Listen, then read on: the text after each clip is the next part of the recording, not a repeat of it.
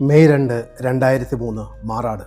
ഒരിക്കലും ഉറങ്ങാത്ത മുറിവാണ് കേരളക്കാർക്ക് സമ്മാനിച്ചത്. കേരളം മറക്കാൻ ആഗ്രഹിക്കുന്ന ഒരു മുറിവ്. പക്ഷേ ഓരോ സ്മൃതി ദിനങ്ങളും വലിയൊരു ഓർമ്മപ്പെടുത്തലായി, പാഠമായി നമ്മുടെ മുന്നിലേക്ക് ഓടിയെത്തും. മതഭ്രാന്തിന് മുന്നിൽ മനുഷ്യത്വം എങ്ങനെയൊക്കെ തകർന്നു വീഴാമെന്നതിൻ്റെ ഭയാനകമായ ഒരു ഓർമ്മപ്പെടുത്തൽ. ഗുജറാത്ത് കലാപത്തെ സംഘപരിവാർ കലാപമായി വിളിക്കുവാൻ ബുദ്ധിമുട്ടില്ല എങ്കിൽ മാറാടിനെ ഇസ്ലാമിക തീവ്രവാദം എന്ന് വിളിക്കുന്നതിനും ബുദ്ധിമുട്ടില്ല. പല ദേശീയ ദുരന്തങ്ങളും നമ്മുടെ ദേശീയ സ്മൃതിയിൽ ഇടം പിടിക്കുമ്പോൾ മാറാടിനെ മാത്രം നിശബ്ദതയുടെ കരിമ്പടം പുതപ്പിച്ച് വിസ്മൃതിയിലേക്ക് തള്ളുവാൻ ശ്രമിക്കുന്നത് എന്തുകൊണ്ടാവും? നിശബ്ദതയിലൂന്നിയ സമാധാനം യഥാർത്ഥ സമാധാനമല്ല, അതൊരു അടക്കിപ്പിടിച്ച ആയുധമാണ്, യുദ്ധമാണ്. മതം മനുഷ്യൻ അവൻ്റെ കുലത്തെ ഭൂമിയിൽ നിന്ന് നിഷ്കാസനം ചെയ്യുവാൻ സ്വയമേ പണിതുവച്ച ആയുധമാണ്.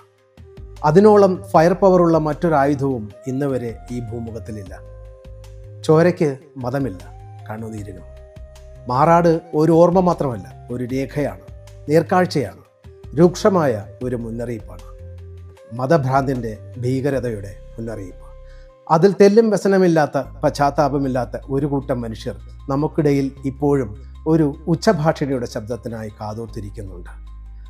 അതിന് വളം വയ്ക്കുന്ന രാഷ്ട്രീയ കൂട്ടായ്മകളാണ് വർത്തമാനകാലത്തിൻ്റെ നേർക്കാഴ്ച. കരുതലുകൾ ഉണ്ടാവണം, ഇനിയൊരു മാറാടും ഗുജറാത്തും ആവർത്തിക്കാതിരിക്കാൻ.